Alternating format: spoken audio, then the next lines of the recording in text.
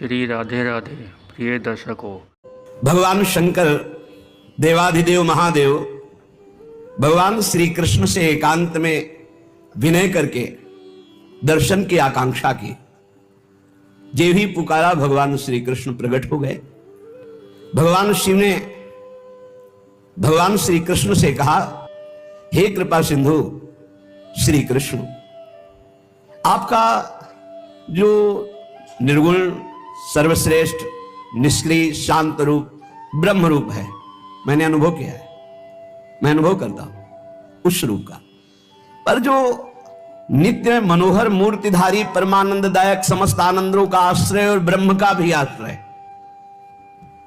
जो समस्त आत्माओं का परमात्म स्वरूप आपका नित्य मोहनकारी निष्कल रूप है, वो मैं देखना चाहता हूं अपनी दृष्टि से। अनुभव तो ब्रह्म तत्व वंदे बोधमयम् नित्यम गुरुम शंकर रूपिणम। देखो यहां कोई छोटा बड़ा नहीं।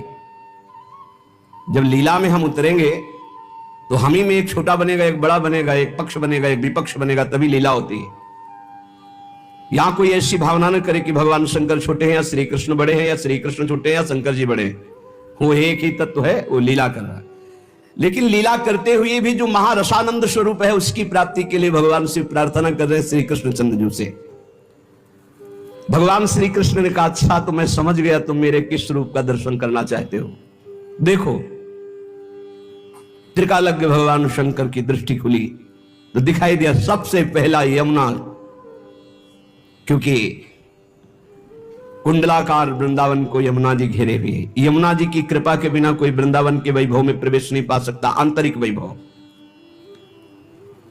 यही राधिका पते पदाब्द भक्ति मुत्तमा मवाप्यशा ध्रुवम भवेत परत्र तत्प्रियानुगा। इसी जन्म में राधा वल्लभ लाल की उत्तम प्रेम लक्षणा भक्ति और देह भाव छूट करके प्रियानुगा सहचरी भाव की प्राप्ति यमुना जी प्रदान करती है।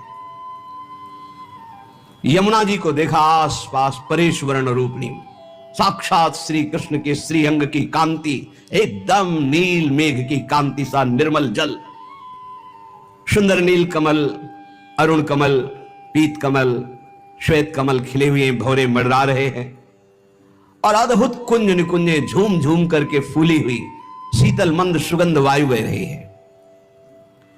संपूर्ण देवेश्वरों के भी ईश्वर भगवान शंकर ने देखा, देवाधिदेव, कि समीप जो प्रभु खड़े हैं उनके रूप से भी अत्यंत महासौंदर्य में नव किशोर रूप एक श्री कृष्ण सामने खड़े हैं, जिनसे कहा अपने उस निष्कल महान नित्य मनोहर मूर्तिधारी परम रसानंद स्वरूप का हम आपके साक्षात नेत्रों से दर्शन करना चाहते हैं। तो देखा देवेश्वरों के ईश्वर भगवान महादेव जी ने ये अत्यंत कमनीय किशोर अवस्था,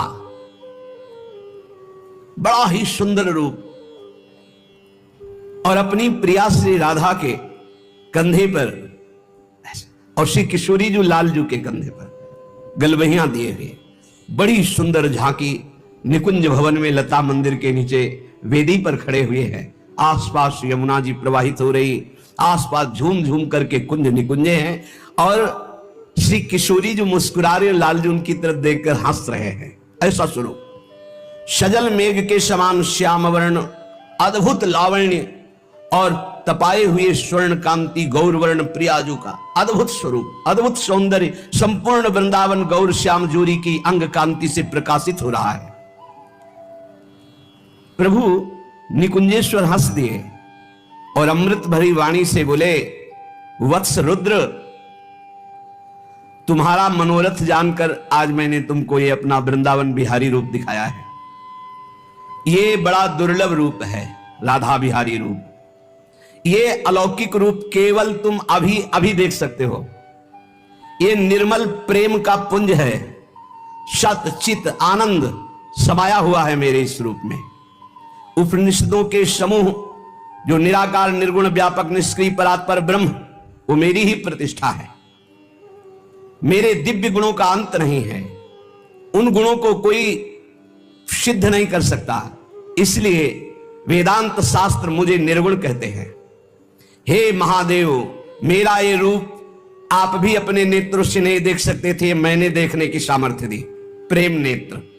जबकि महादेव जी ऊपर कह रहे हैं कि आपका जो निर्गुण निराकार ब्रह्म स्वरूप है उसका अनुभव, उसको तो अनुभव किया है। संपूर्ण वेद मेरे निराकार रूप का वर्णन करते हैं। मैं अपने चैतन्य अंश से ही अवतार लेता हूं। मैं अपने सूक्ष्म स्वरूप से सबके हृदयों में विराजमान हूं। इसलिए मेरे ब्रह्म स्वरूप को जानना तो सहज हो सकता है, लेकिन मेरे इस प्रेम रूप को प्राप्त करना बिहारी बिहारिंजू के रूप में, ये प्रपंच के कर्ता ब्रह्मा को भी बोध नहीं है।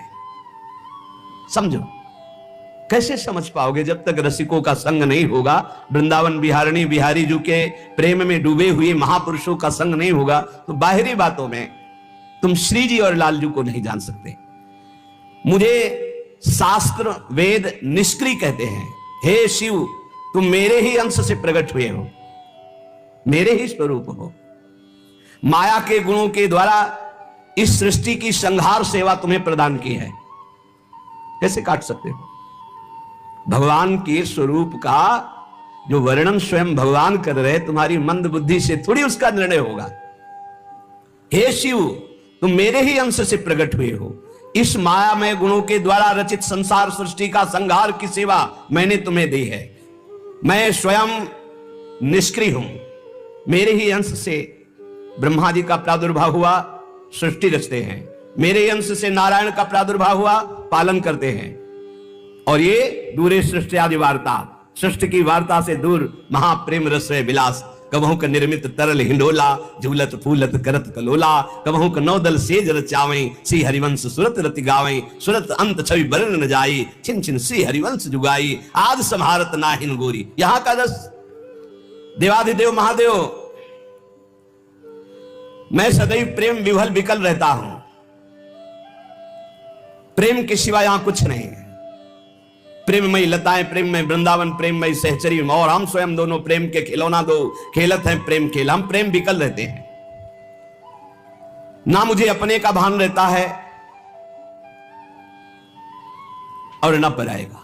मात्र एक मेरी आराधिका प्रिया श्री राधा, यही मेरा चिंतन है, यही मेरे प्राण है, यही मेरा जीवन, ये मेरी संजीवनी मूर्ति है। वेद इन्हें परा तत्व कहते हैं, ये परा देवता हैं। मैं इनके प्रेम के वशीभूत होकर एक पल के लिए भी कभी इनको नहीं छोड़ता। इनके पार्श्व में जो तुम अगल बगल लाखों सखियां देख रहे हो, ये सब की सब प्रेम स्वरूपा नित्य सच्चिदानंदमयी। ये जो मेरा विग्रह तुम देख रहे हो, ऐसा अवतार विग्रह नहीं होता जैसा नवनिवृत्त निकुंज में, क्योंकि तो पास ही खड़े महादेव जी के हैं। ऐसे ही ये जब सब भूमंडल पर अवतार लेती है, प्रियाजू इनकी सखियां जिन्हें गोपी कहा गया, वो स्वरूप जो निकुंज में है अंश मात्र से अवतार लेती है। ये सब सच्चिदानंद रसमय विग्रह स्वरूपा हैं। ये जो तुम देख रहे हो, इसका नाम वृंदावन है। ये आनंद कंद की वर्षा करने वाला वृंदावन है। इस वृंदावन में एक बार जो प्रवेश करके वास करता है, उसको मेरे पास ही आना होता है, वो कभी दोबारा संसार में जन्म नहीं लेता। जानते नहीं हो, हम वृंदावन वासी हैं। यहां कण कण में प्रयाग और काशी, दुनिया के तीर्थ यहां लौट रहे। मैं और मेरी प्रिया ना कभी बाहर से कहीं आए हैं वृंदावन में, और ना वृंदावन से कहीं बाहर जाते हैं। अनादिकाल से अनंत काल तक इसी वृंदावन में विहार करते हैं। रुद्र, तुम्हारे मन में जो देखने की इच्छा थी मैंने दिखा दिया। बोलो इस समय तुम क्या मुझसे चाहते हो? तब महादेव जी कह रहे कि मैंने कहा प्रभु, ये अद्भुत प्रेम स्वरूप देखकर मैं विकल हो रहा हूं, पर इसे कोई अगर दर्शन पाना चाहे तो उपाय क्या है? अगर कोई इस रूप के दर्शन पाना चाहे तो उपाय क्या है? भगवान श्री कृष्ण ने कहा, देवाधिदेव महादेव, आपका स्वभाव ही है जगत पर करुणा करना। बहुत अच्छा प्रश्न पूछा है, किंतु यह विषय अत्यंत रहस्य का है। इसका कोई बिरला ही अधिकारी होता है, इसलिए यत्न पूर्वक गुप्त रखना चाहिए। देवेश्वर, उपाय मेरे इस वृंदावन बिहारी और बिहारिणी रूप के दर्शन का। पहली बात, किसी रसिक महापुरुष के संग से समस्त अन्य साधनों का और आश्रयों का भरोसा त्याग दे। और एकमात्र मेरी प्रिया की शरण में हो जाए, राधा किशोरी की, या किसी सखी की शरण में हो जाए और उनके द्वारा बताई हुई उपासना करे, तो हम दोनों को प्राप्त कर सकता है। या हम दोनों की शरण में हो जाए तो हम उसकी व्यवस्था कर देंगे, रसिक महापुरुष से मिला देंगे, अपनी सहचरी के सानिध्य में उसे पहुंचा देंगे। पर यह जरूर है कि मेरी प्रिया राधा का अनन्य भाव से उपासना किए बिना वो मेरा साक्षात्कार नहीं कर सकता, बिहारी जी का रूप। इसलिए सर्वथा प्रयत्न करके मेरी प्रिया श्री राधा की शरण ग्रहण करनी चाहिए। रुद्र, तुम मेरी प्रिया के प्रिय भक्त हो, इसीलिए तुमको यह साक्षात्कार हुआ। राधा कृपा कटाक्ष भगवान शिव ने गायन किया। अष्टयाम सेवा भगवान शिव ने ही विस्तार की। राधा वल्लभ लाल भगवान शंकर के ही हृदय से प्रकट हुए। ये अत्यंत गोपनीय रहस्य है महादेव, मैंने तुम्हें बता दिया। इसे छुपा के रखना, अपने किसी प्रियजन को देना, प्रियजन को देना। नरसिंह मेहता जी के ऊपर भगवान शिव कृपाल हुए, सीधे रास। प्रेमानंद के ऊपर भगवान विश्वनाथ प्रसन्न हुए, कृपाल हुए, तो सीधे नवनिवृत्त निकुंज की रास विलास उपासना में। राधा बाबा के ऊपर प्रसन्न, सीधे राधा राधा राधा। जब और एक गुप्त मत सबई कहूं कर जोर, शंकर भजन बिना नर भगति न पावे मोरी। पार्वती जी ने पूछा भगवान शंकर से कि श्री कृष्ण की अंगों की शोभा ऐसी है कि प्रतिपल मेरे चित्त को चुराए ले रही है, इतना आकर्षण। केचित वदन्ति तस्यांशम ब्रह्म चिद्रूप मद्वयम तद दशांशम महाविष्णुम प्रवदन्ति मनीषिणः